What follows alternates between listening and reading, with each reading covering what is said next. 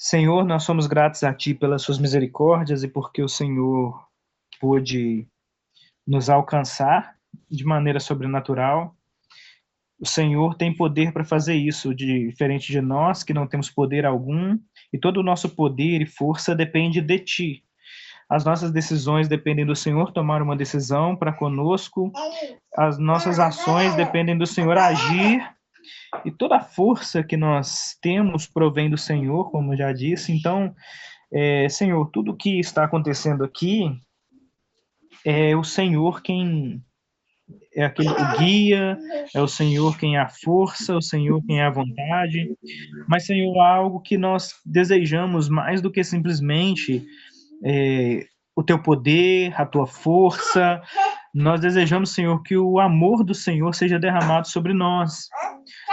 Porque se dependemos de tudo se dependemos da tua força para ter força e da tua vontade para ter vontade, então dependemos do teu amor para ter amor. Ó Senhor, e não há arrependimento sem que o Senhor nos ame, não há salvação sem que o Senhor nos ame, não há o sangue de Jesus derramado em nós sem que o Senhor nos ame, não há mente aberta e transformada sem que o Senhor nos ame. Então, tudo que nós imploramos a Ti é que o Senhor nos ame e que esse amor transborde em nós em amor para contigo, porque isso é inevitável, e que cada dia, Senhor, esse amor cresça em nós, apesar de nossos erros, nossas falhas, nosso afastamento. Então, tem misericórdia de nós, Senhor, e imploramos o Teu amor através dessa aula, em nome de Jesus. Amém. Amém. Amém. Então, continuando a nossa aula de semana passada, nós fizemos uma introdução mais a respeito de Davi e de Salomão, né? E vimos a conspiração de Adonias e algumas pessoas importantíssimas, né? No reino de Israel.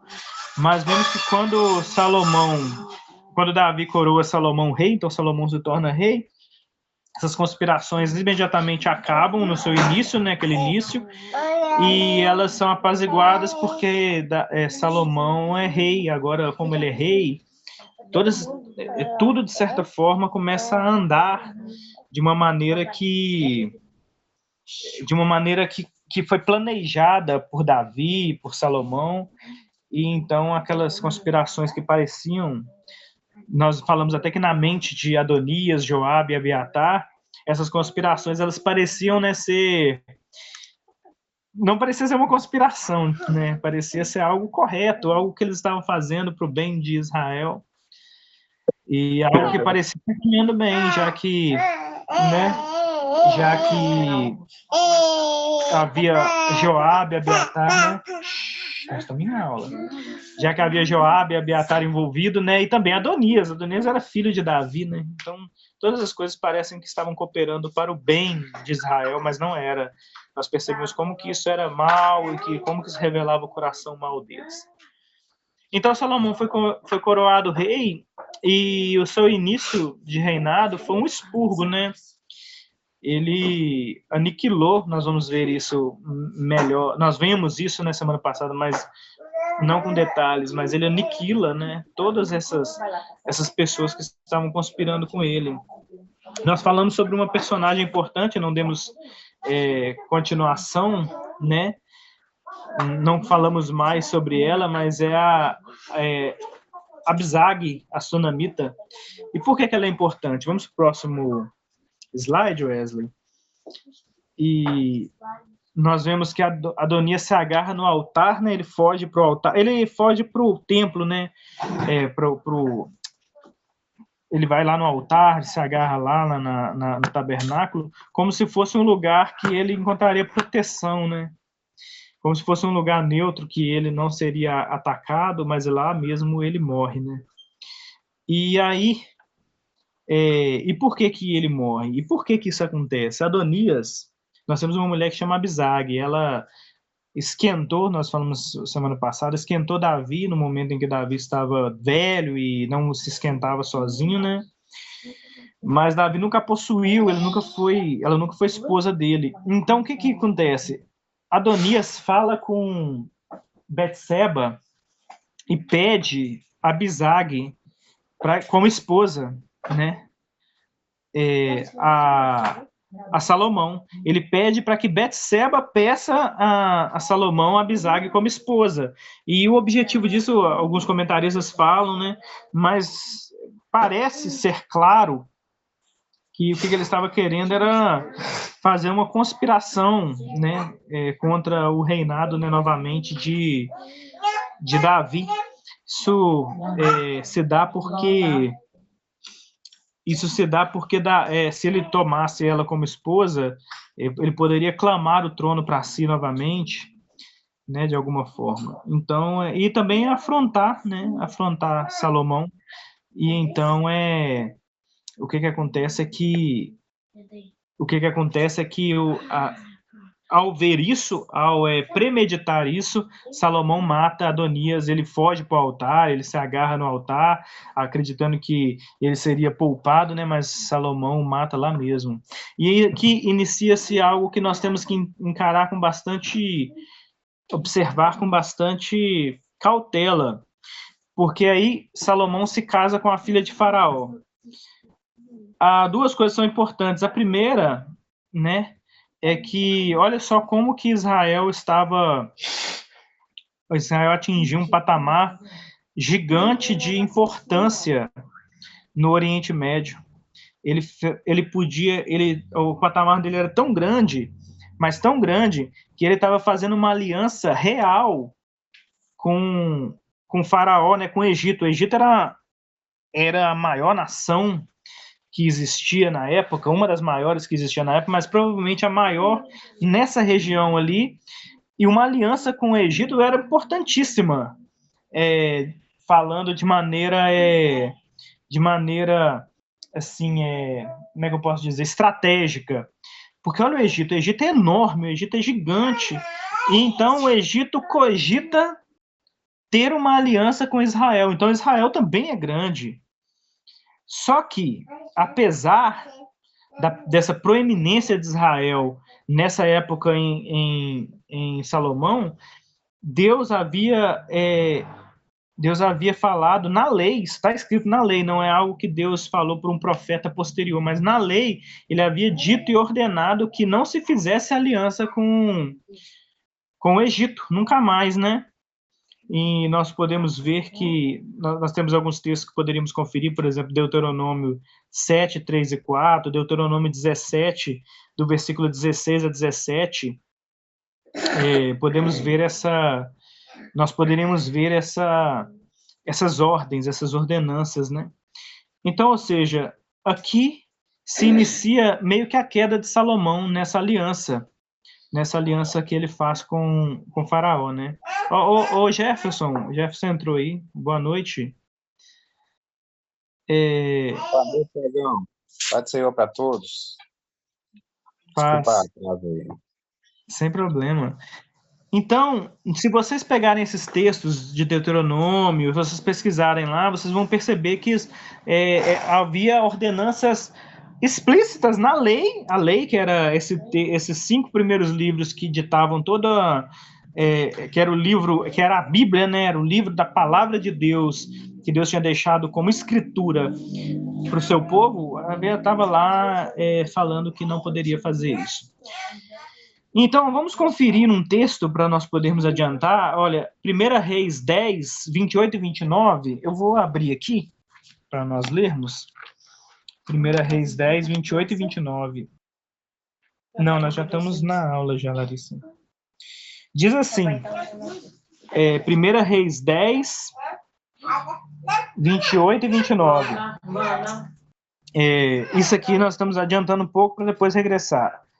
Os cavalos de Salomão vinham do Egito e da Sicília, e comerciantes do rei os recebiam da Sicília por certo preço. Importava-se do Egito um carro por 600 ciclos de prata e um cavalo por 150. E das mesmas condições, as caravanas os traziam e os exportavam para todos os reis dos heteus e para os reis da Síria. Ou seja, isso aqui é no tempo de Salomão, né? Salomão estava importando cavalos e cavaleiros do Egito. Meu, qual que é o problema disso? Por quê? Nós não veríamos problema nenhum, né, em importar cavalos. Nós até gostaríamos que Israel tivesse essa frota de cavalos. Mas vamos ler lá Deuteronômio 17, versículo 16 e 17, e vamos ver o que a Bíblia diz. Irmãos, há muita coisa. Quando a gente fala, eu não vou falar muito sobre isso, não vou falar sobre isso agora, mas quando a Bíblia fala sobre ser confrontado pela palavra, muitas pessoas acreditam que tem a ver com Deus, de certa forma, confrontar um pecado em si, um pecado em si. Mas Deuteronômio 17, né? 16 a 17. E diz assim, ó, o texto: porém, este não multiplicará para si cavalos, nem fará voltar o povo ao Egito para multiplicar cavalos, pois o Senhor vos disse: nunca mais voltareis por esse caminho. Tampouco para si multiplicará mulheres, para que o seu coração não se desvie, nem se multiplicará muito para si prata e ouro. Enfim, você vê que isso aqui está falando exatamente de reis, né? Você vê que Israel, que Salomão cai exatamente nesses pecados proibidos em Deuteronômio. Então, como eu estava dizendo, a respeito de ser confrontado pela palavra, é uma coisa meio nublada, as pessoas não entendem muito o que significa ser confrontado pela palavra, mas basicamente, irmão, ser confrontado pela palavra significa você ver alguma coisa na Escritura, você vê alguma coisa, uma verdade sobre quem Deus é, e você olhar para você e você perceber que há uma desconexão entre quem você é e quem Deus é, e aí você abnegar, você abrir mão. E não é simplesmente você ver um pregador falar: você não deve cobiçar. Aí você fala: eu não devo cobiçar. Isso aí todo mundo sabe. Todo mundo sabe que não deve cobiçar. Todo mundo sabe no seu coração que não deve mentir. Cristãos, principalmente, que vão à igreja sempre, sabem que não deve mentir, sabem que não deve ser avarento, sabe que, sei lá, qualquer pecado que no culto fale lá, as pessoas sabem disso. Isso não é aquilo que confronta a gente. O que confronta a gente são verdades sobre Deus, sobre quem Deus é, sobre o ser Deus na sua escritura, que vai contra o que nós imaginamos que ele é. Ou verdades da escritura que vai contra as verdades que nós colocamos em nosso coração. No caso aqui de Salomão, qual que seria o problema em ter cavalos? Muitos cavalos. Qual seria o problema? O problema disso é que Deus tinha deixado uma ordem exatamente específica para isso, por razões que depois nós vamos ver melhor, né, as razões pelas quais isso é feito. E Salomão, ao invés de entender essa ordem de Deus para conhecer Deus, ele ignora completamente, né? E essa ordem, essa coisa que está escrita na lei, e faz para si esses acúmulos, né? Vamos para o próximo ponto, Wesley, por favor. Então,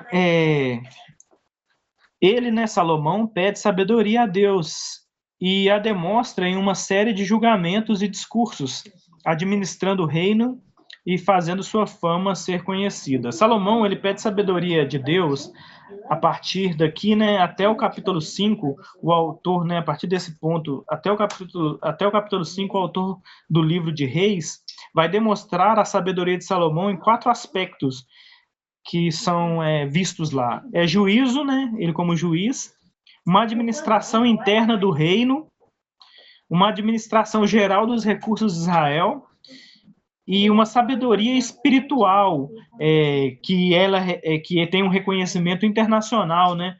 Para dar falar, né? A gente fala sobre o caso da profunda sabedoria de Salomão, como que veio até a rainha de Sabá, né, para poder ver, mas ela veio de longe, porque a sabedoria dele cruzou o mundo inteiro, né, o mundo conhecido na época, pelo menos ali na África, E então ele, no Oriente Médio, né, ele ficou muito conhecido pela sua grande sabedoria. E não só, nós poderíamos dizer assim, não só aqui nesse texto, né, e não só no conhecimento popular crente, né, mas o próprio Jesus, quando vai falar a respeito de sabedoria, fala sobre Salomão. Quando vai falar a respeito de riqueza e proeminência, fala a respeito de Salomão. Então, o próprio Deus está dizendo que Salomão foi o homem mais sábio que já existiu, né? E por que eu estou dizendo isso? Isso também vai me ajudar quando nós formos estudar Provérbios e Eclesiastes, sabe?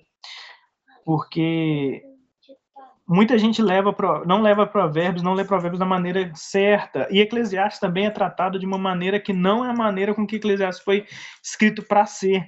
Então, se você pegar o livro de Eclesiastes, por exemplo, você não vai ver ele sendo lido e nem ele é um livro de filosofia profunda, filosofia espiritual, né, filosofia bíblica. Você não vai ver ele sendo debatido, né, entre os grandes filósofos do mundo, né? Você não vai ver Salomão junto com Sócrates ou junto com Aristóteles, ou junto com nem na igreja, eu diria, a gente olha Agostinho, né, Santo Agostinho, Tomás de Aquino, não é? Como grandes filósofos cristãos, mas não pega Salomão como um grande filósofo. Já percebeu isso, Wesley? Já tinha parado para pensar nisso? Não, realmente, verdade. Salomão, ele é um grande filósofo. A filosofia dele, na verdade, é muito boa. Quando você lê Eclesiastes, é uma filosofia excelente. Ela é profunda, ela tem impacto. Olha só a filosofia dele também. Provérbios é poemas, né? E é sabedoria. Então você vê que nós não estamos levando muito a sério, né? Salomão e a Bíblia do próprio Deus, né? Quando pisou na terra, Jesus disse que Salomão foi um dos homens mais, foi, né, o proeminente em sabedoria e tudo. Certo? Então, nós vamos ver que você vai perceber que ele vai utilizar essa sabedoria em 4 pontos específicos. O único ponto que eu gostaria de falar sobre a sabedoria dele é o primeiro que a Bíblia narra, né? Que é o caso das 2 mulheres. 2 mulheres, vocês já conhecem a história, né? Elas tinham tinham filhos, né? Recém-nascidos, né? Isso. Aí a história diz que uma dormiu em cima do filho e ele morreu. E durante a noite, ela percebeu que tinha feito isso, pegou o filho, jogou o filho fora, escondeu o bebê morto e pegou o filho da outra e colocou no seu colo, né? Para poder dizer que o filho da outra era dela. Você acredita nisso, Miguel? Que coisa horrível, né? Então, trocou os bebês. É isso, perdão. Tá certo. Não, desculpa, me perdoem. Ela pegou o bebê dela morto e colocou no peito da outra mãe. E o filho dela, o filho da mãe que estava vivo, ela colocou no próprio peito. Enfim. Então quando ela acordou, ela viu que o filho não era o dela e que estava morto, e ela foi e eles levaram esse caso ao rei. Então aí você consegue perceber que Salomão, quando vê a história, né, você vê que Salomão ele não tem um problema para lidar com a situação, porque qual que seria como lidar com essa situação? De quem que é o filho? Uma diz que é dela, a outra também diz que é dela. Uma diz que o filho vivo é dela, a outra diz que o filho morto que é da outra. Enfim, todas as duas reclamam para si o filho vivo. Como que Salomão resolve o problema? Se você passar por esse texto de uma maneira simples, você vai perceber que você não vai perceber a profunda sabedoria de Salomão. Salomão não vai tratar esse problema de uma maneira, como um juiz, né, de uma maneira legal, para poder resolver a questão legal da coisa, sabe? Como que ele trata a situação? Ele sabe que uma pessoa que está disposta a não ter luto pelo próprio filho e a roubar o filho de outra pessoa não ama uma criança, não amaria o filho. Então o que ele faz? Traz uma espada. Ele pede para trazer uma espada e fala: vamos dividir o filho no meio. Por quê? Porque ambas vão ter metades do filho. Então, uma mulher que está disposta a não ter o luto pelo próprio filho... Irmãos, encarem isso como verdade. Isso aconteceu. E se você encara isso como verdade, como algo que aconteceu, você vai perceber a profunda sabedoria de Salomão.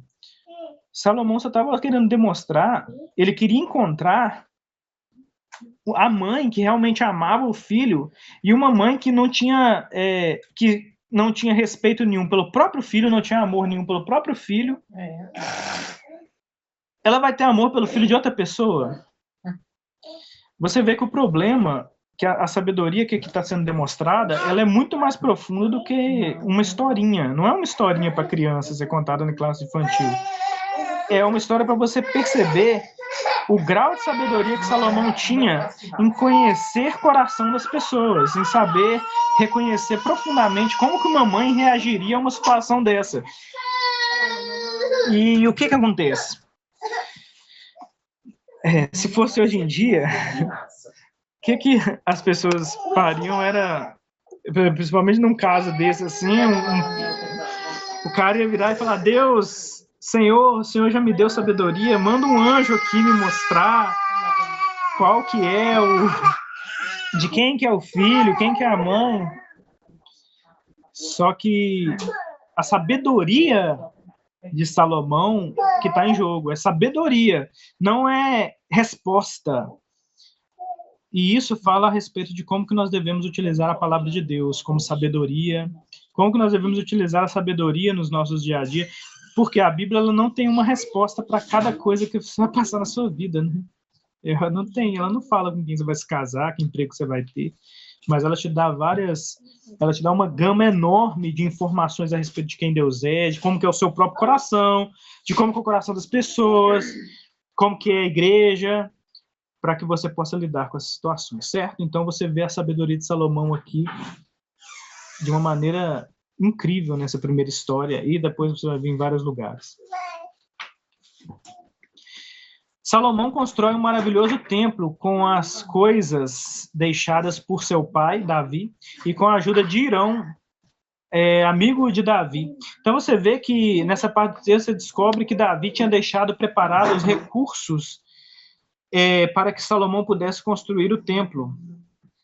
Então, ou seja, todos os recursos, dinheiro, muitas coisas foram deixadas por Davi. Davi preparou antes de morrer, depois que Davi pediu para construir o templo e Deus falou que não, Davi começou a preparar uma gama enorme de ouro, prata, pedras, recursos, para poder construir o templo, sabe? O templo, ele não ia construir o templo, mas ele deixou tudo preparado.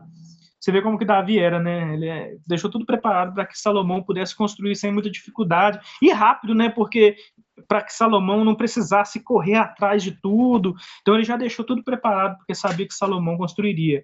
E o mais importante, uma coisa das coisas que um dos melhores recursos que Davi deixou para Salomão foi um amigo, Hirão, né?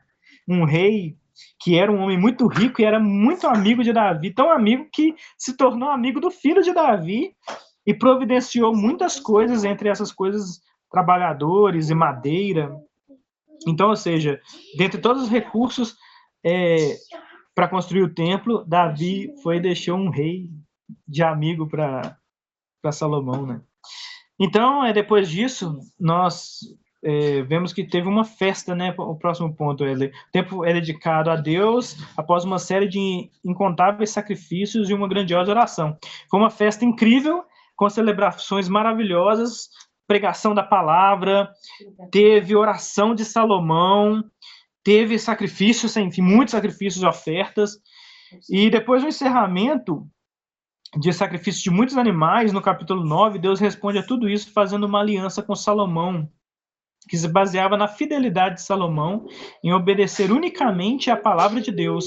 Então, lá no capítulo 9, você vai perceber que Deus vai dar um discurso, ele vai fazer uma aliança com Salomão. E eu queria tocar nessa aliança. A única coisa que eu queria tocar nessa aliança, apesar dessa oração ser a maior oração do Antigo Testamento, é a oração de Salomão a Deus, do Antigo Testamento, eu acho mais uma das, assim, tirando as de Davi, se não tivesse nenhuma oração de Davi nos Salmos, essa seria, para mim, a oração mais incrível do Antigo Testamento. Não seria nem a de Moisés, o cântico de Moisés depois de atravessar o Mar Vermelho, nem nenhuma outra. Eu acho que nem a de eu acho que nem a de Jeremias, né, em Lamentações, ele tem aquela oração maravilhosa, né? Mas essa daqui eu acho uma das mais lindas assim do Antigo Testamento, essa de Salomão. Mas enfim, Deus vai e faz uma aliança, né, com Salomão. E a aliança que Deus faz com Salomão, você poderia pensar, o que Deus falaria para Salomão depois de construir o templo, depois de fazer uma oração em que ele prometia amar a Deus, prometia guiar o povo em amor a Deus e tudo, e falava sobre o caráter de Deus. O que você imaginaria que Deus falaria? O que seria aquilo que Deus falaria para Salomão, pediria a Salomão e faria Salomão fazer, né? Faria Salomão, vou fazer uma aliança com você se você fizer isso. O que vocês acham que é? Se vocês já leram, ou se vocês lembram, ou se vocês têm ou pode chutar, né, também. Lohane, o que você acha que Deus falou para Salomão na sua aliança? O que você acha? Com base no... Nem pensando nesse texto, né? Lendo ele, fazendo a leitura das Escrituras até aqui, assim, sem observar esse texto especificamente, respondendo sua pergunta, né? Com base no Deus que a gente já viu até aqui, né? O que ele exigiria de Salomão? Seria o mesmo que ele exigiu de Moisés, de Josué, né? Guardar a lei, né? Obediência à lei. Esse é o que Deus, o Deus que nós estamos acompanhando até agora nas Escrituras, exigiria de Salomão, né? Exatamente. Que maravilha, né? É isso que ele pede para Salomão. Fala, Salomão, cumpre, obedece, ou observa, né? Faça o meu povo observar. Faça o meu povo ler esse livro que eu deixei. Faça o meu povo, e você, né, principalmente, faça o meu povo obedecer esse livro. Eu deixei o livro. É como se Deus estivesse falando, a coisa mais importante é o livro que eu deixei, o Pentateuco, o livro está escrito, faça o povo ver. Você vai ver isso presente em vários outros lugares. E aqui é importantíssimo, o homem que escreveu o livro de Reis, provavelmente foi Esdras, perdão. Provavelmente foi Esdras, talvez, né, tenha sido Esdras, quando o povo estava prestes a retornar da Babilônia, para lembrar o povo, da Pérsia, perdão, para lembrar o povo que porque a razão pela qual eles tinham caído, né? E para lembrar isso, ele colocou isso aqui, ele falou, olha o que Deus falou para o rei, o que Deus espera de um rei, porque agora, a partir de agora, nós vamos ver mais um pouco de história, mas depois nós vamos ver nós vamos ver como que é maçante, quando é maçante a história do livro de Reis. A história do livro de Reis é o povo não obedecendo a Deus. O ápice da história seria esse, o ápice assim, de uma introdução ao livro de Reis seria isso, Deus falando para Salomão, de tudo que eu queria que vocês fizessem, eu não queria que vocês fizessem grandes reformas em Israel, que vocês conquistassem os reinos todos do mundo, se tivesse o maior exército que existe. Eu queria que vocês tão somente lessem e obedecessem à lei. Irmãos, não parece algo simples? Um pedido singelo? Não parece um pedido tão grande? Peguem esse livro, leiam, coloquem-no no coração e guardem para cumpri-lo. É o que Davi diz no salmo dele.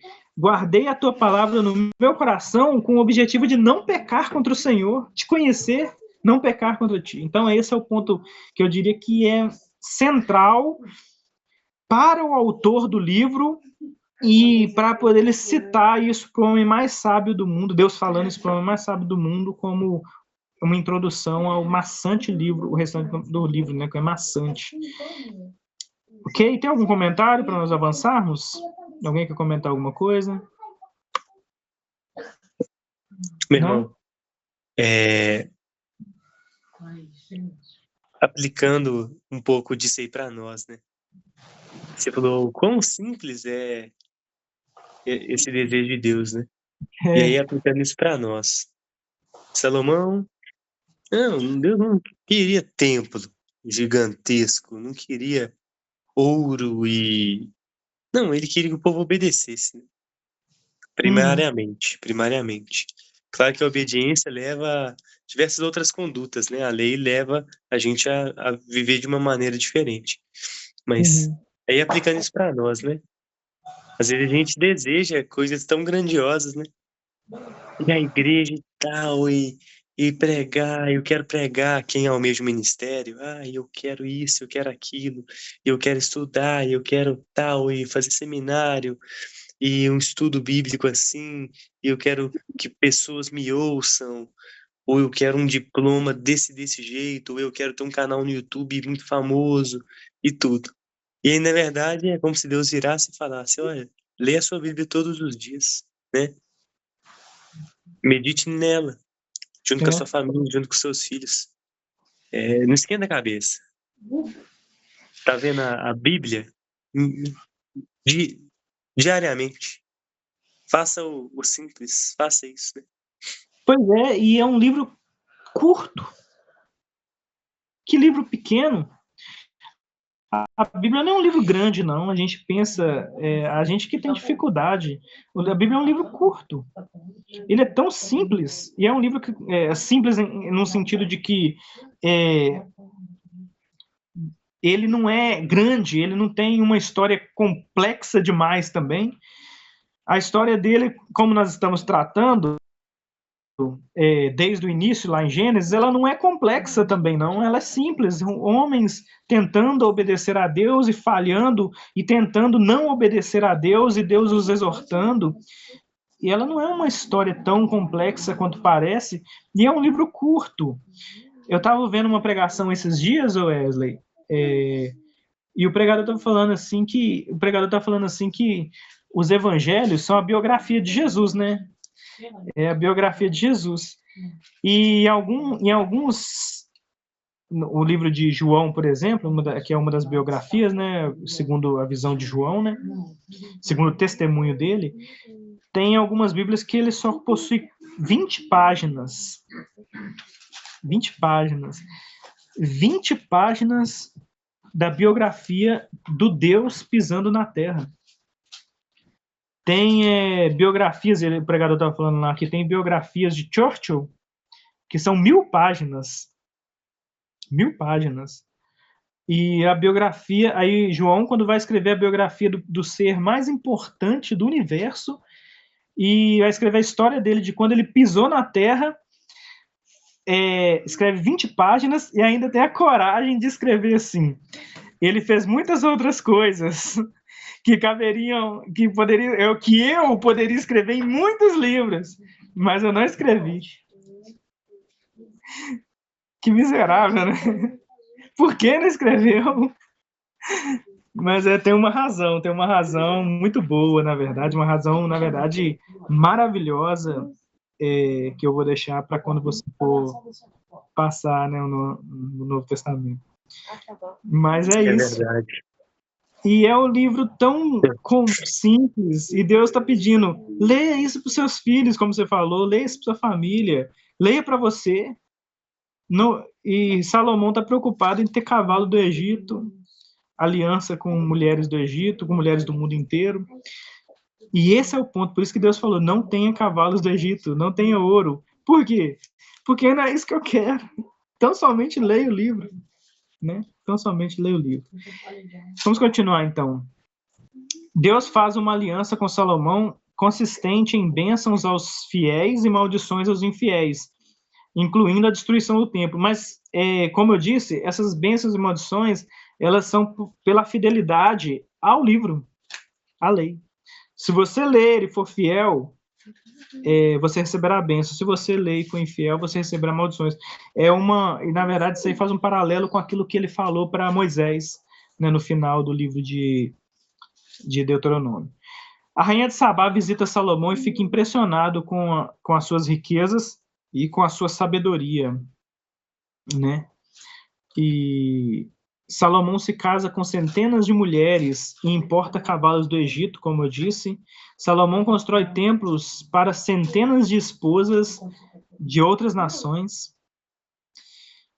E então Deus prepara uma maldição e a queda de Israel através de dois grandes inimigos, Haddad e Jeroboão. Enfim, aqui nós temos a conclusão da história de Salomão, a sua ascensão e sua queda. E qual que foi a queda? E o livro de Reis, ele é bem curto, porque depois nós vamos ver Salomão em Eclesiastes, nós vamos ver Salomão em Provérbios, nós vamos ver Salomão em Cânticos, mas o cara que escreveu o livro de Reis, ele não quer demonstrar Salomão, ele não quer que Salomão seja contado por causa da sua obra, das suas mãos. Ele não quer que você veja Salomão e você tenta avaliar assim, ó. Sabe, tentar colocar na balança? Olha, Salomão, eu sei que ele fez esse monte de coisa ruim, mas olha o que ele escreveu no final da vida dele. Você vê que parece que o cara não está levando em conta, né? Que Salomão, no final da vida dele, nos deu Eclesiastes para dizer, olha, eu fiz todas essas porcarias que vocês viram que eu fiz, mas no final da minha vida eu percebi que tudo isso era vão, era vácuo, era vazio, era vapor, não, e que vocês deveriam ter temor do Senhor, e que eu deveria ter tido temor ao Senhor. Não, o autor do livro de Reis, ele não quer que você coloque Salomão na balança, porque não existe uma balança. Não existe uma balança cósmica que vai pesar os seus atos bons e os seus atos maus no final da sua vida e vai fazer assim, ó, não, o Wesley pecou muito, mas também ele fez muita coisa boa, então, não é isso. Ele quer demonstrar que as ações de Salomão implicaram na destruição do reino de Israel. Desobedecer a Deus implicou na destruição de Israel, até na divisão de Israel, que Deus preparou uma maldição para dividir Israel por causa da desobediência de Salomão. Ou seja, se você fizesse isso e colocasse na balança, eu pelo menos diria assim, não, Salomão fez muita coisa ruim, mas no final da vida dele, ele nos deu um presente muito grande, que é uma avaliação de vida em Eclesiastes, que transforma a nossa visão de como viver a vida e nos leva a pensar em Deus, mas Deus não é assim. Não é assim que Deus está guiando a humanidade. E não é assim que o autor de Reis quer que você pense na história. Ele quer que você leve a sério aquilo que ele pediu, a única coisa que ele pediu na aliança para que Salomão fizesse. Ler o livro e obedecer o livro como um rei, né? E, enfim, ele não fez. E então Deus prepara essa maldição através de dois inimigos, que é Haddad e Jeroboão. E vamos ver o que acontece agora. Salomão morre, né? E o reino passa a Roboão, que de começo não houve o conselho dos anciãos, mais os dos jovens, né? Que eram amigos dele. Todo mundo conhece essa história, né? Essa história que parece ridícula, mas é o que é a coisa mais natural. É só olhar para o quadro do Brasil, de governança do Brasil hoje, você vai ver que isso aqui é o mínimo. Parece ridículo. O cara tem conselheiros muito bons, velhos, e por que a Bíblia coloca esses conselheiros como anciãos? Por que ela quer que você pense, ela quer trazer isso? Olha, ele tinha conselheiros anciãos e conselheiros jovens.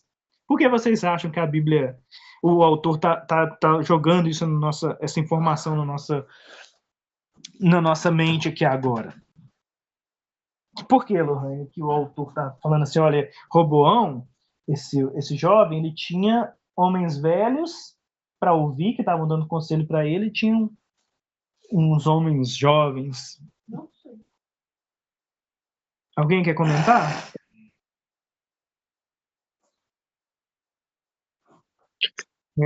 Jefferson, Com se isso, tiver aí, quiser comentar também. com isso, ele mostra a característica mesmo de Roboão de rebeldia, né? Ele está demonstrando a rebeldia de Roboão e o desprezo que ele tem mesmo, né? Dos mais velhos, da tradição, da sabedoria, da não só tradição por tradição, mas a tradição ela reflete a lei, né? A tradição que é guardar a lei, uma lei que não é nova, que não é moderna, né? Que é antiga. Então, o parece que mostrar mesmo uma característica de rebeldia extrema de Roboão. Isso, Jefferson. Não, eu só ia falar coisa meio boba aqui, porque eu acho que quando se diz respeito à ancião, você arremete à experiência de vida, né? A mais experiência, até no aconselhar, né? E o cara vai lá e vai na contramão da lógica e já começa a ouvir os mais novos. Não quer dizer que os mais novos não tenham também bons conselhos, mas um negócio meio lógico, né? Que assim, quebra uma tradição também, não? Então, a questão principal é basicamente essa. Pense em Roboão. Roboão é jovem. Ele teve como professor, eu diria, o pai dele, né, que é Salomão. Mas, enfim, Salomão está morto e agora ele é rei, ele é jovem. E aí ele pode ouvir jovens como ele, ou ele pode ouvir pessoas que conviveram com o pai dele e poderia ter convivido até esses anciãos com Davi. São anciãos, são pessoas velhas, são pessoas mais velhas que ele, conviveram com o pai dele no ápice do reinado do pai dele. Então eles poderiam dizer, olha, não vai por esse caminho, porque esse caminho seu pai seguiu. E é exatamente o que esses anciãos falam para Roboão. Falou, seu pai, uma das coisas que seu pai fez que nós não gostamos foi que ele escravizou muita gente. Muita gente, ele escravizou esse pessoal. E isso não é bom. Funcionou na época. Roboão, agora é a hora de tirar a escravidão, você não precisa mais. É isso que os líderes das cidades, das tribos, né, que compunham o reino de Israel agora, estavam pedindo para Roboão. Então, o que os anciãos estavam falando? Olha, nós convivemos com seu pai, vimos os erros dele, mas vimos que a sabedoria dele, nós tivemos contato com ela, coisa que você não teve, você é jovem. Então, nós podemos te dar um bom conselho. Nós podemos te aconselhar. É basicamente isso que o Jefferson falou, basicamente aquilo que o Wesley falou a respeito de tradição. Eles eram. Ouvir os anciãos na Bíblia, quando se fala de ouvir anciãos, é dar ouvido à sabedoria. E há um texto na Bíblia que diz assim que nós devemos, né, um texto muito importante, né, que diz assim que nós devemos honra teu pai e a tua mãe. E quando fala de honrar pai e mãe, é de honrar a autoridade. Parte desse mandamento, né, é honrar a autoridade, é honrar aquilo que é ancião mesmo, que tem autoridade sobre você, que é autoridade intelectual, né, sabedoria. Então é isso. Quando ele ouve os mais velhos, e o autor do livro quer colocar pontuais dessa maneira, ele está querendo dizer assim, olha, esse homem está desobedecendo os mandamentos. Não só desobedecendo os mandamentos, esse homem, ele é um tolo. Filho de Salomão, um tolo. E não dá para poder defendê-lo, né, dessa maneira. Certo? Só uma curiosidade neotestamentária, que presbítero, a palavra presbítero, ela significa exatamente ancião, né? Uhum. No grego também. Essa ideia mesmo de idade e sabedoria. Claro que o Jefferson falou, nem sempre. Nós temos velhos tolos, com certeza. Mas a Bíblia trata dessa maneira mesmo. O presbítero é ancião. Nesse caso aí, é isso mesmo, claro que nós temos, e quanto mais o tempo vai ficando, quanto mais o tempo vai passando, nós vamos vendo como que temos um problema muito grande com os anciãos do nosso tempo, né? E o que a palavra de Deus está querendo dizer quando ela diz a respeito disso é ouvir de fato a sabedoria. Tem um filme que chama... Ele é um filme que ele retrata um pouco sobre o fim da escravidão nos Estados Unidos. Amistad. Já ouviram falar desse filme? Amistad, muito bom mesmo. Você já me indicou ele, Já assistiu? Você mas ainda não assisti. Peço perdão. Ele é muito bom. Mas ele já está aqui, engatilhado.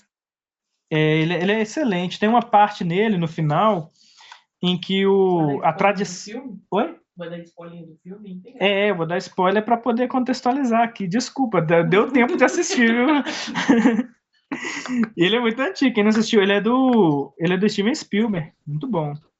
E no final do filme, sim, meio que no final, um dos escravos, ele fala de uma tradição que eles tinham na África, né, na terra dele lá, né, que era de ouvir os ancestrais deles, né, eles meio que ouviam os espíritos ancestrais na hora de tomarem suas decisões, na hora de tomarem decisões importantes. E então, um dos homens que é um advogado deles, né, que estava defendendo a libertação deles, né, para eles não serem mais escravos, ele disse assim que, quando ele ouviu isso, ele falou que é muito importante nós ouvirmos nossos espíritos anciãos, nossos espíritos ancestrais. E como que você escuta o seu espírito, um espírito ancestral? Aí ele fala assim, no julgamento, é só você ler o que eles escreveram. Leiam o que os homens escreveram no passado. O que os anciãos querem dizer para nós? É só você ler o que eles escreveram. Aí ele aponta até para pessoas importantes, né, que tinham bustos lá no lugar do julgamento lá, né? Perdão, esqueci o nome do lugar do julgamento agora lá. No parlamento, aí tinham bustos de presidentes, né, importantes dos Estados Unidos, assim, pessoas importantes, e ele apontava para o busto e falava: o que esse homem disse? Ele é o nosso espírito ancestral. Como é que eu ouço ele? Eu leio eu lembro o que ele disse, o que ele defendeu. Então, o que é ouvir o conselho do ancião? Basicamente é você ler a Bíblia. Lá tem o maior ancião de todos, né? O maior presbítero, a maior autoridade, está escrito ali. É o caráter dele revelado a nós, suas vontades, aquilo que ele a sabedoria dele. Então, assim, nós podemos ouvir os anciãos. E até sendo jovens, né? Estou achando que a gente não está podendo mais se chamar de jovem, mas não. Já estou no 31, mas eu consigo ser sábio. Basta eu não ser sábio de mim mesmo, basta eu ouvir o ancestral, né, falando, como Salomão, como, né, esses anciãos. Então, Salomão devia ter ouvido esses conselhos, mas ele não ouviu. Por quê? Porque faz parte da natureza humana ignorar a sabedoria. É parte da natureza humana. Então, o próximo ponto. As tribos do norte se revoltam e estabelecem Jeroboão como rei, assim como um centro religioso rival em Jerusalém. E pode até continuar, Wesley, nós vamos agora ver se nós adiantamos bastante. Jeroboão faz 2 bezerros de ouro para agradar a vontade do povo, colocando altos e estabelecendo sacerdotes não levitas. Por quê? Jeroboão ficou com a parte do norte e Roboão permaneceu com a parte do sul, né, nessa revolta que teve. E então, só que Jeroboão não podia adorar no templo que estava no sul, né? E o que Jeroboão fez? Ele fez um rival, ele fez altos e estabelecendo sacerdotes não levitas, né, no norte, porque os sacerdotes levitas tinham ficado na tribo do sul, né? E os levitas, né? E então ele estabeleceu esses não levitas. Ele criou um templo rival no norte para poder competir com o sul. E mesmo após a profecia de Deus contra Jeroboão, que houve até um sinal, não houve arrependimento, né? Ele continuou fazendo isso. Após a sua morte, Nadab reina em seu lugar e faz o que é mal perante o Senhor, da mesma forma que todos os reis do norte. E aqui nós vamos botar um ponto. Vamos ler o texto que nós separamos, Wesley?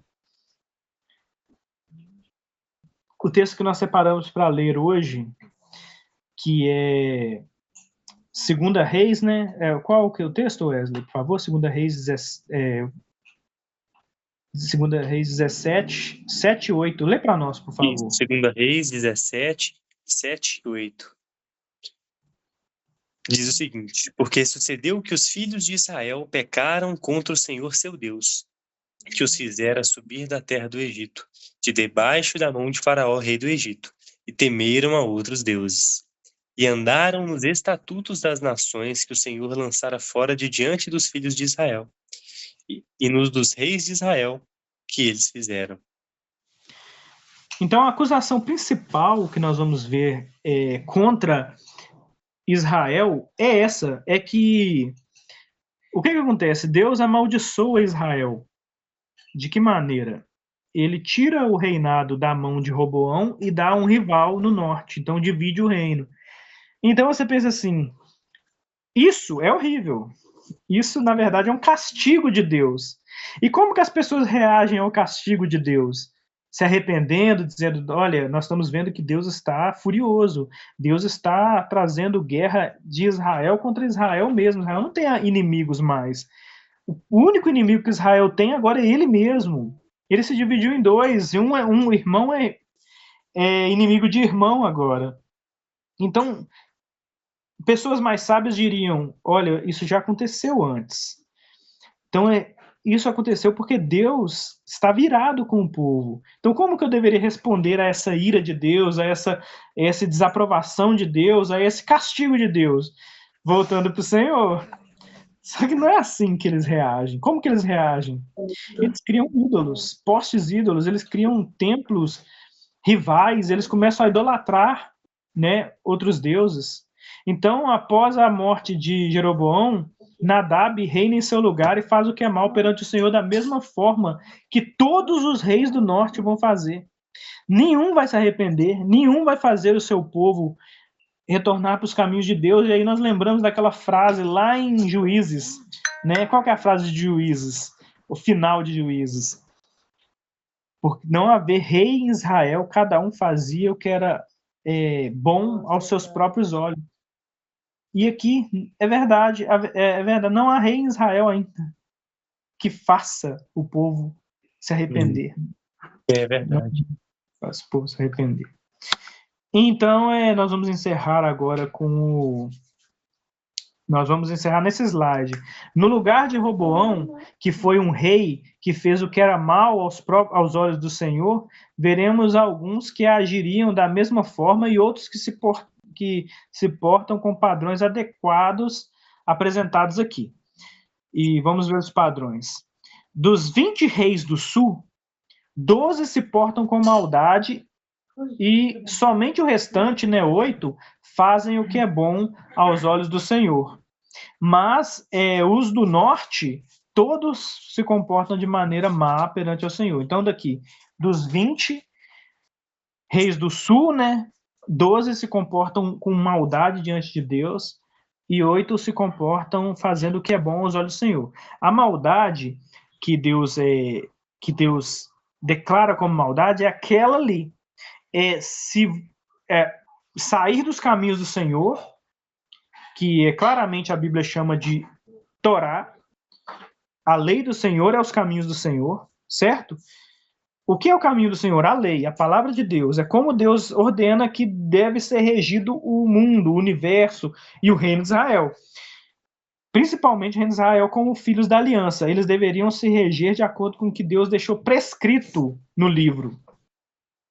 Então, como que a Bíblia narra que eles se comportaram maus? Quando eles abandonaram o livro e começaram a adorar de acordo com o que eles achavam melhor, incluindo a adoração a outros deuses. E como que a Bíblia narra que são homens que fizeram o que era bom aos seus olhos? São homens que abandonaram a idolatria e se voltaram para o Senhor. E então Deus vai enviar seus profetas. E aí o livro de Reis vai narrar e nós vamos ver os profetas depois, né? Depois do livro de Reis nós vamos ver vários profetas. Nós podemos encerrar por aqui hoje, Wesley, e semana que vem nós continuamos. Vocês têm algum comentário? Ou querem falar alguma coisa? Isso. O primeiro, você falou sobre a falta de sabedoria de Roboão, né? Nós estamos plenamente sujeitos a isso, cara, né? Comportamento de bando, o que aconteceu com Adonias, escutar conselhos de grandes pessoas, né? Como Joabe e Abiatar, o sacerdote, conselhos que na verdade são contra a sabedoria, conselhos não sábios. Nós somos sujeitos a isso, então é uma continuação daquilo, né? Aquilo que aconteceu com Salomão lá, com o irmão dele, com Adonias, agora acontecendo com Roboão. Ele desprezando a verdadeira sabedoria, em oposição ao seu pai, né? Enquanto Salomão foi o sábio, o grande sábio, cara, a gente pode dizer que Roboão foi o grande tolo, tá? O maior tolo da Bíblia. Porque sendo filho de Salomão, ele despreza a sabedoria. Só que nós estamos sujeitos a isso, cara, a desprezar a sabedoria. Porque a sabedoria é Deus. Deus é a sabedoria. Então nós desprezamos as escrituras quando queremos o que queremos, né? Quando a gente se preocupa mais com os nossos desejos. Nós estamos sendo exatamente como Roboão. A gente está escutando conselhos do nosso coração, né? Conselhos de amigos também contra a verdadeira sabedoria. Deus nos livre, né? E você me lembrou de uma coisa que é importante a gente também falar, que é a respeito da ironia. Você vê que uma coisa que cerca a Bíblia de capa a capa é ironia. A Bíblia é cheia de ironias, né? E uma das ironias é que Salomão é o homem mais sábio e o mais tolo também, né? Roboão, seu filho, é tolíssimo, mas ele também tão tolo, tão sábio, e e a sabedoria dele não impediu ele de ser tolo. Tolo a ponto de desobedecer a Deus explicitamente, corromper seu coração com ouro, corromper seu coração com cavalos e tudo, com casamentos, sim, mulheres, e a ponto de adorar deuses que ele sabia que nem existiam. Né? Então, você vê que como que a Bíblia é irônica. Se você pensar, por exemplo, se você pegar a Bíblia para obedecer ela dessa maneira, eu vou ser como Salomão, sábio como Salomão, você vai perceber que você vai cair numa estupidez. É verdade. Não adianta você tentar ter a sabedoria de Salomão, porque se você achar que isso vai resolver o seu problema, você vai ser tolo também. Você pode cair nas mesmas coisas. O homem mais tolo corrompeu o seu coração. Então não é essa a solução, não é esse o caminho. A Bíblia está te chamando para essa ironia final de não é sabedoria que vai te fazer, não é sabedoria do mundo que vai resolver o seu problema. Seu problema não vai ser resolvido. Você poderia pensar assim: tá bom, o meu problema é que eu não tenho sabedoria. Então, se Deus me der sabedoria, eu consigo gerenciar a minha vida. Não vai por esse lado. Não é isso que é o seu problema. Né? Ironia sem fim. Jefferson, quer falar? Não, assim, um comentário, espero que não fuja do tema. A gente pode dizer que essas tolices de Salomão é uma inclinação terrena, proposital. Eu falo proposital, quando eu falo proposital, eu falo da parte de Deus, para não colocar o cara também lá em cima demais, que a gente tem esse defeito de transferir para o homem aquilo que Deus fez. Então, a questão do Salomão é exatamente essa, é que ele pediu sabedoria a Deus, né? E o que o ser humano acredita? O ser humano acredita que o problema do ser humano é que o ser humano precisa de um pouquinho mais de informação. Todo mundo acredita que se tiver, isso aqui você vê na escola o tempo todo, que quanto mais educação a pessoa tiver, melhor ela vai ser. Ou seja, Uhum. quanto mais escolas tiverem no Brasil, a situação do Brasil vai mudar. Ou seja, o Brasil, se tiver muitas escolas, uma grande quantidade de professores, o que vai acontecer? Não vai ter tanto tráfico, não vai ter tanto problema, as pessoas vão parar de ser tão maus quanto elas são, porque eles acreditam que quanto mais informação a pessoa tiver, educação, elas vão ser melhores. E quando você vai por esse lado, você vai olhar para Salomão. Acredita-se que quanto mais sabedoria você tiver, biblicamente falando, você vai conseguir gerenciar melhor a sua vida. É por isso que as pessoas encaram, quando as pessoas vão falar sobre a vida de Jesus, todo mundo vai falar que o ápice da vida de Jesus foi o Sermão do Monte. Porque lá, o que ele disse?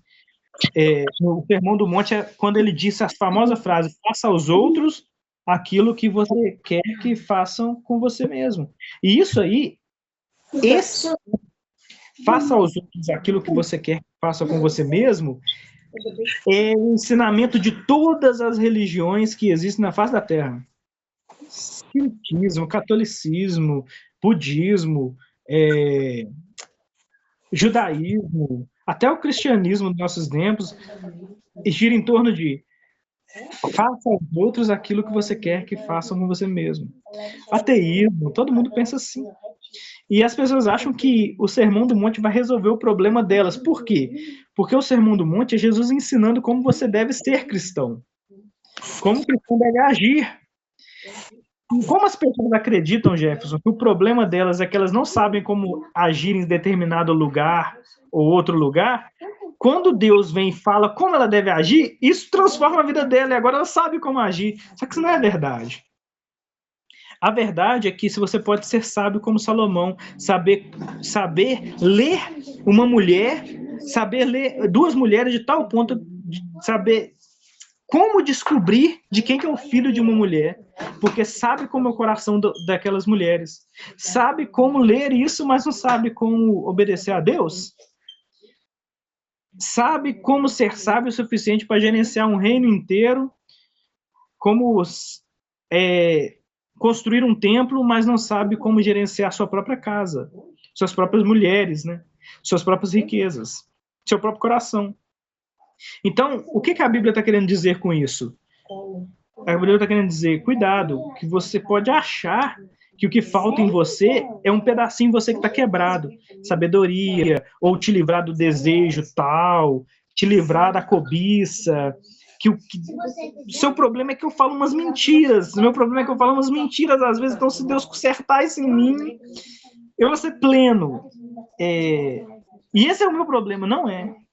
A Bíblia está querendo te mostrar, apontar o dedo para você e dizer, tá vendo Salomão? Ele achava que o problema dele era sabedoria, que se ele tivesse sabedoria infinita, ele resolveria todos os problemas dele. Tolo. Não era sabedoria que era o problema dele. Porque ele teve sabedoria. E o que aconteceu? Desviou do Senhor, dos caminhos do Senhor. Então, nosso problema não é que nós estamos quebrados em alguns pontos, sabe, Jefferson? O problema de Salomão não é que ele estava quebrado em algum ponto e que se ele virasse a chave, ele seria pleno. Não é isso. O problema do homem é que ele é profundamente mau e seu coração é mau em todos os aspectos. E ele precisa de alguém que transforme a vida dele e arranque o coração dele mau e coloque um coração nele puro. Isso ele não pode fazer sozinho. Então esse é o problema de Salomão. É que Salomão, na verdade, é uma história para nós podermos avaliar nós mesmos e pensar, colocar a cabeça para funcionar. Olha, o meu problema não é que me falta isso ou aquilo. Ou a Bíblia não é um livro que vai me ensinar como viver. A Bíblia é um livro que vai falar sobre como que Deus, e que claro que já é o Evangelho, né? Como que Jesus viveu a minha vida e transferiu a vida dele para mim. E agora eu posso confiar nisso. E assim eu sou transformado. Certo? Espero ter... Tiago, então mais objetivamente, né, na pergunta do Jefferson, não é que, apesar de também ser isso, a gente percebe isso no texto, claro, mas não é que Deus quis que tais coisas acontecessem com Salomão para que nós não o idolatrássemos, né? Porque, na verdade, a Bíblia ela é honesta, ela é verdadeira.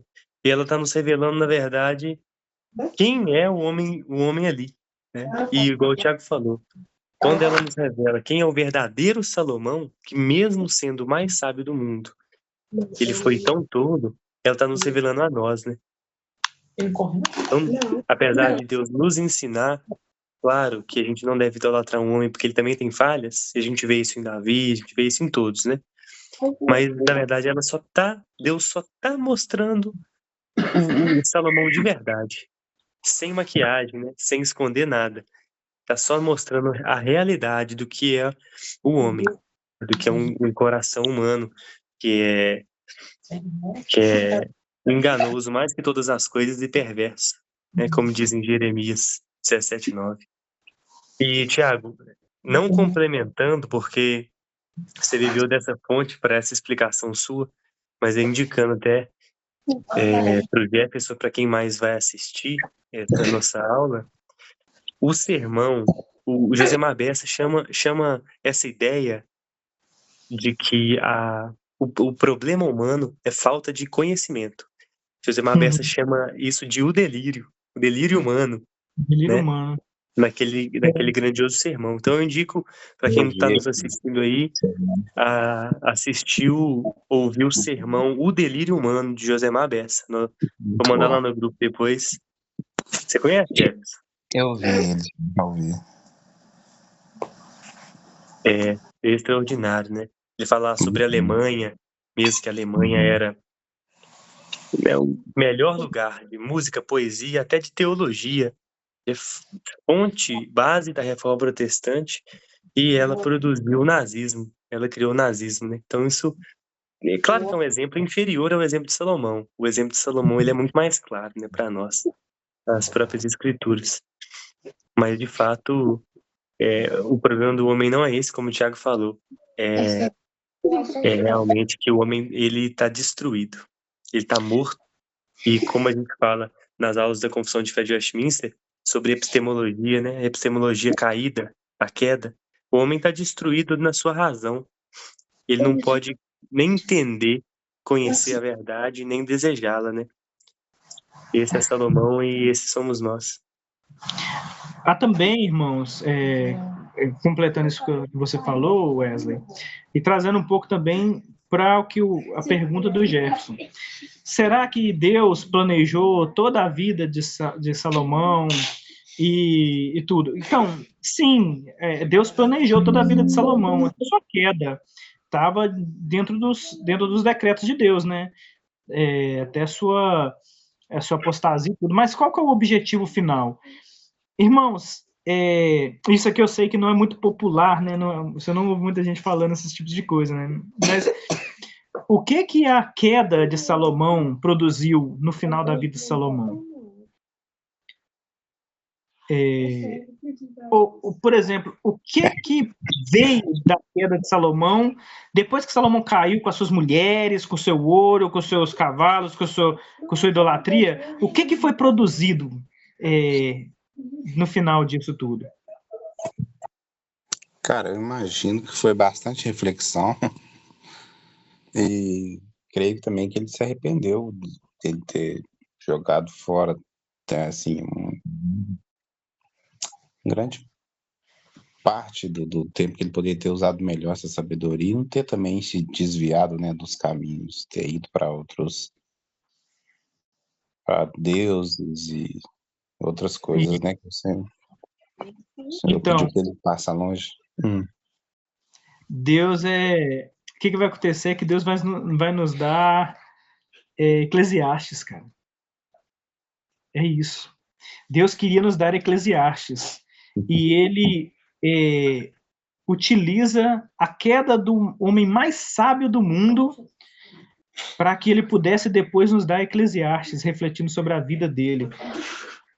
Entendeu? Então Deus tem um plano até para essa queda. Olha só, a queda de Adão e de todos os homens, o que a queda de cada homem que existiu produziu? Cada salvo, cada eleito, como Adão e como eleitos no mundo inteiro, em todo o tempo, produziu a cruz, cara. Nos deu Jesus Cristo morto na cruz e ressuscitado por nós. Nos deu o Cristo andando na terra como homem, para sempre como homem. Ele, o que era o verbo, se fez carne para ficar em carne para sempre. Ele nos deu isso. Então, tudo que Deus faz, até a queda a queda, por exemplo, de Salomão, nos dá o maravilhoso livro de Eclesiastes, mas a queda humana nos dá a cruz. Nos dá a cruz. Então, Deus tem um objetivo em cada coisa, inclusive na queda. Então, respondendo a sua pergunta, Jefferson, Deus planejou todas essas coisas, sim. E todas as coisas foram de acordo com os planos de Deus, para nos dar coisas maravilhosas que nós poderíamos chamar de presentes muito maiores do que poderíamos imaginar. Se você pudesse perguntar, por exemplo, eu diria, se você pudesse perguntar para Salomão um dia, aquela famosa pergunta, você faria tudo de novo? Ele diria, acredito que ele diria sim. Não porque ele poderia gerenciar isso, né, de uma maneira que ele, mas por causa daquilo que Deus produziu através da vida dele, né? Graças a Deus. Então, irmãos, tá tudo certo? Deu para compreender bem? Podemos encerrar tranquilos? Tranquilo, Thiagão. Tudo certo, meu irmão. Tudo bem? Tudo bem? Então vamos orar então para nós encerrarmos essa aula de hoje. Eu vou orar e nós encerramos. Deus, nós te agradecemos, Senhor, pelas infinitas misericórdias do Senhor, que nos alcançaram mais uma vez, apesar, Senhor, de nós, apesar da nossa falta de conhecimento, sabedoria, de lidar com as coisas. Mas nós sabemos, Senhor, que muito mais do que meras informações na nossa mente, o Senhor pode produzir em nossos corações, através do seu Santo Espírito, com poucas sementes, com uma semente muito pequena, o Senhor pode produzir árvores enormes. E também, Senhor, a fé, que é algo que nós sabemos que, se for pequena, mas se for depositada naquilo que é o Senhor, o Deus eterno, pode nos produzir, Senhor, a eternidade, a salvação em Ti. Então, Pai, nós imploramos ao Senhor que o Senhor possa nos tirar desse conhecimento que nós tivemos hoje, pequenas sementes que possam ser plantadas em nossos corações através do Santo Espírito, para produzir em nós, Senhor, salvação e consolo em Ti, conforto e desejo por Ti cada dia mais. Imploro isso por mim, pelos meus irmãos, em nome de Jesus. Amém. Amém. Deus abençoe, irmãos. Amém.